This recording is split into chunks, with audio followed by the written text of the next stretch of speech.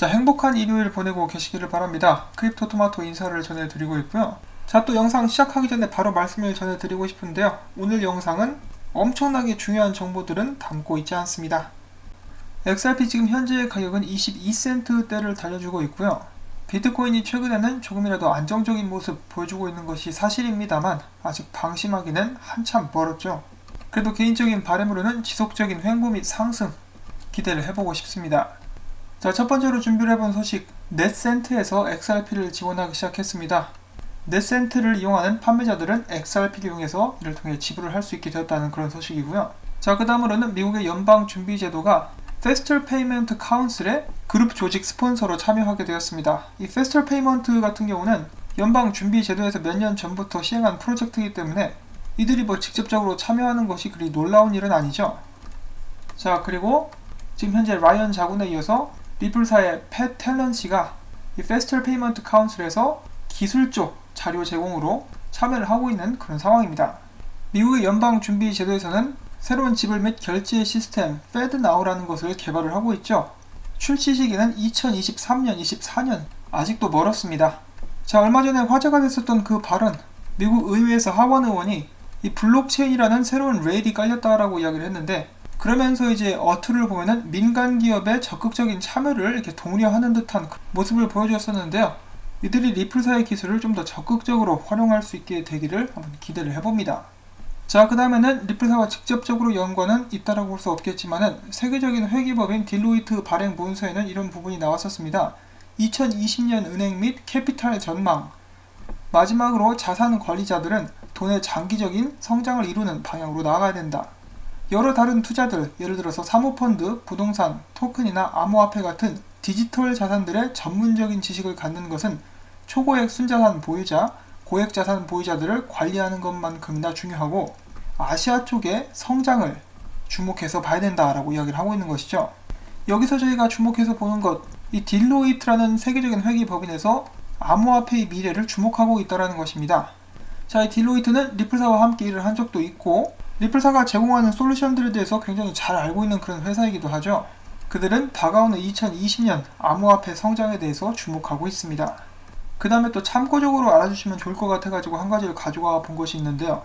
리플사와는 직접적으로 연관이 없을 수도 있지만은 Accenture, 리플사의 초기 투자자이자 리플사가 계속해서 발전해 나갈 것이라고 이야기를 했었던 전 세계적인 회계 및 컨설팅 기업이죠.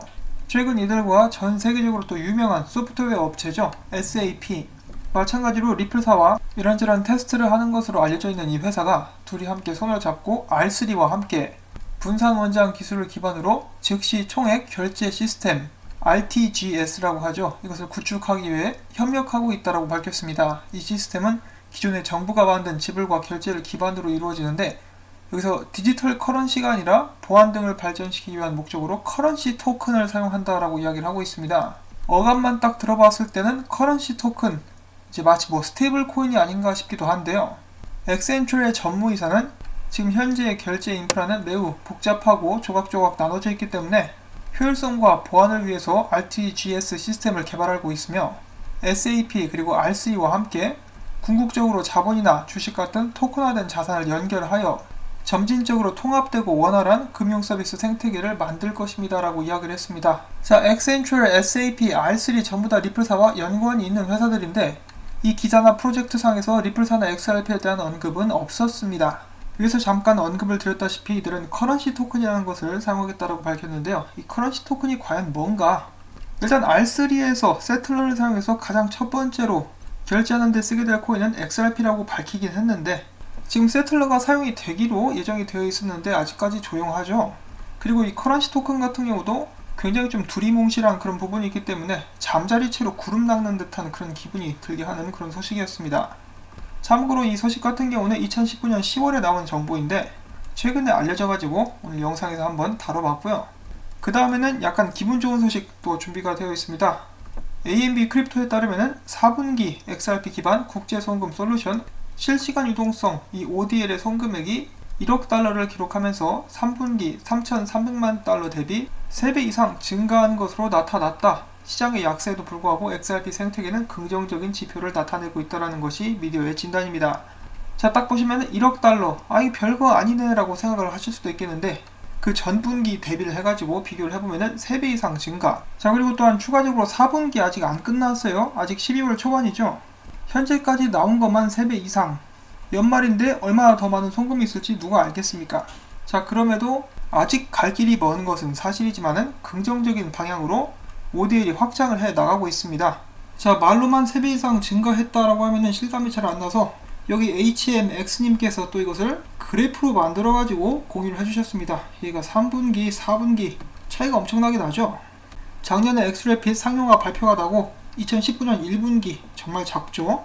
2분기 조금 더 증가합니다. 3분기는 이 정도, 4분기는 그냥 훨씬 더 월등하게. 자, 지금 현재 뚫려있는 송금로가 아직 10개도 안 되는데 이 정도 상승을 보여주고 있는데 2020년에 더욱더 많은 송금로 그리고 ODL이 인기를 누리게 된다. 그러면은 어디까지 올라갈 수 있을까? 만약에 이 ODL이 뭐 증가를 안 했다거나 오히려 줄어들었으면은 경고등이 켜졌다라고 볼 수가 있겠는데, 미디어에서도 이야기를 하고 있죠. 시장의 약세에도 불구하고 XRP 생태계는 긍정적인 지표를 나타내고 있다. 한마디로 반대로 가고 있습니다. 호재가 나오고 사업은 발전하고 있는데 가격은 계속 떨어진다. 뭐 가격이 가만히라도 있으면은 이거 아무리 발전해도 가격이 안 올라간다라고 사람들이 이야기할 수도 있는데 오히려 떨어지고 있으니까 오히려 더 이상한 거죠. 이런 상황은 마치 가운데 스프링을 놓고 양 옆에서 계속 땡기고 있는 그런 모습이 아닌가 하는 생각이 듭니다. 언젠가 한쪽이 우세해지게 된다면 다른 한쪽에서 스프링을 놓치게 되고 엄청난 탄력으로 반대 방향으로 솟구치게 되지 않을까 하는 그런 생각을 해보는데요. 과연 가격을 계속 떨궈가지고 XRP가 망하는 게 먼저일지, 아니면 이 호재라든지 발전 상황이 반대편으로 끌어당겨가지고 가격이 결국 올라가게 되는 것이 먼저일지 저도 기대가 많이 됩니다. 매 분기마다 전분기 대비 3배 정도만 계속 올라가줘도 발전 속도가 엄청나다라고 볼 수가 있겠죠. 기하 급수적인 발전 한번 기대를 해보면서 그 다음 소식을 또 보도록 하겠는데요. 최근 이 국제결제은행 그들이 발표한 바에 따르면 국제 지불에 드는 비용은 계속해서 줄어들고 있으며 은행들은 여기서 더 발전하기 위해서 방안들을 연구 중이다 라고 이야기를 했습니다. 딱 봐도 2011년도까지만 해도 엄청나게 비쌌죠. 근데 계속해서 가격이, 그러니까 국제 지불에 드는 비용들이 떨어지고 있습니다. XRP 커뮤니티 멤버 중에 한 명인 크립토 울프는 이것이 리플사와 XRP의 영향이 클 수도 있다라는 말을 남겼는데요. 바로 이 블록체인이라든지 새로운 기술들이 이런 부분에 기여를 하고 있다는 것입니다. ODL 뿐만 아니라 엑스커런트도 전체적인 비용 및 시간 절감에는 크게 기여를 하고 있습니다. 물론 리플사 뿐만 아니라 핀테크가 전체적으로 발전을 해 나가고 있기 때문에 이런 분야들은 계속해서 발전되게 될 텐데요. 지금 보시는 그래프 같은 경우는 2018년도에 송금을 가장 많이 받은 나라들을 이렇게 표시를 해놓은 것인데, 인도가 1등, 2등이 중국, 3등이 멕시코, 4등이 필리핀, 그 다음에 중동, 아프리카 이런 식으로 많이 섞여 있는데요. 지금 보시면 멕시코 쪽에서는 송금로가 뚫려가지고 활발하게 사용이 되고 있고, 필리핀도 천천히 사용량이 증가하는 추세, 그리고 내년에는 일본과 베트남 그쪽에 또 송금로가 열릴 수 있기를 바라보고요. 이 파키스탄 같은 경우도 최근에 머니그램이 뚫었죠. 이쪽은. 자, 아무튼 가장 중요한 인도와 중국, 얘네들이 암호화폐에 대해서 좀 문을 열어줬으면 좋겠는데, 아무리 그래도 언젠가는 열리지 않겠습니까? 그때까지 준비를 잘 해놓고 있다가 시장이 딱 열리게 되면 점령할 수 있도록 해야 되겠습니다. 인도 같은 경우는 지금 현재 엑스커런트를 사용하고 있는 리플사의 파트너들의 숫자가 계속해서 늘어나고 있고, 중국 같은 경우도 리안페이라든지 혹은 뭐 리플 차이나 이런 애들도 있죠. 그리고 더 나아가서 아메리칸 익스프레스가 크게 활약을 해주면 정말 좋을 것 같은데, 일단 이 규제 문제 항상 걸림돌이 되고 있는데요. 이런 부분들이 빨리 좀 해결이 돼야 되겠습니다. 자, 그리고 계속해서 국제결제은행에 관한 소식입니다. 국제결제은행은 전세계 중앙은행들의 중앙은행이다 라고 불리고 있을 만큼 전세계 은행들에서 중요한 역할을 차지하고 있는데, 국제결제은행의 총괄 아구스틴 카스텐스, 제가 그때 두툼한 분이라고 소개를 했던 이분 있죠. 이분이 최근에 이런 발언을 했습니다. 각국 중앙은행들은 디지털 화폐를 도입을 해야 된다. 금융산업은 현재 혁신적인 변화를 경험하고 있으며 이러한 변화의 흐름 가운데 은행들은 신뢰할 수 있는 기관으로서 주도권을 가져올 필요가 있다고 좀 더 적극적으로 디지털 화폐의 중요성에 대해서 발언을 했습니다. 자, 올해 초까지만 해도 제가 나온 기사를 좀 기억을 하는데, 이 아구스틴 씨 같은 경우는 이 디지털 화폐를 그렇게까지 좋아하진 않았었다라고 합니다. 그런데 지금 변화되는 모습을 보여주고 있는데요. 예전에 또 이 빵형이 중앙은행들의 위원장들, 국제결제은행, IMF가 참석한 그런 자리에 또 나가가지고 분산 원장 기술 그리고 디지털 자산인 XRP에 대해서 또 이야기를 하지 않았습니까? 여기 있죠. 지금 두툼하신 분. 다른 각도에서 보면은 여기 있습니다. 한눈에 알아볼 수 있죠. 워낙 두툼하니까 굉장히 남자다워요. 그래서 여러분들이 전체적으로 흐름을 보시면은 IMF 총재 크리스틴 라가르드는 원래 디지털 화폐를 좋아했었고 지금 유로피언 중앙은행 총재가 돼가지고 계속해서 그런 방향으로 나아가고 있고 이제는 국제결제은행까지 나서가지고 전세계 중앙은행들로 하여금 디지털 화폐를 발행할 것을 촉구하고 있습니다. 전 세계에서 디지털 화폐들이 발행이 되면 될수록 리플사가 하려는 일은 쉬워진다. 다들 기억을 하실 텐데요. 저희가 바라는 이런 모습, 그림 그리기가 더 쉬워질 것이라고 저희가 한번 예상을 해볼 수가 있겠습니다. 최근에 또 이 사갈 사흐바이시 같은 경우는 2019 BIIC 블록체인 인더스트리 이노베이션 컨퍼런스에 참석해가지고 이런 말을 남겼습니다. 리플사는 법정 화폐들을 돕기 위해 노력한다. 그들을 대처하려고 하지 않는다. XRP는 이 법정 화폐들 사이에서 윤활유 같은 그런 역할을 하게 될 것이다. 그래서 이 국제결제은행 같은 경우는 나름 발등에 불이 떨어졌다라고 느끼고 있다라는 것을 제가 생각을 해볼 수가 있는데 나와있죠. 주도권을 가져올 필요가 있다. 이 주도권을 뺏으려고 리브라라든지 혹은 은행을 넘어서기 위한 그런 비트코인이라든지 여러가지 디지털 화폐들이 계속해서 나오니까 이들을 적으로 간주를 하고 있는 것인데 이 리플사와 XRP 같은 경우는 이들을 돕기 위해서 노력을 하고 있습니다.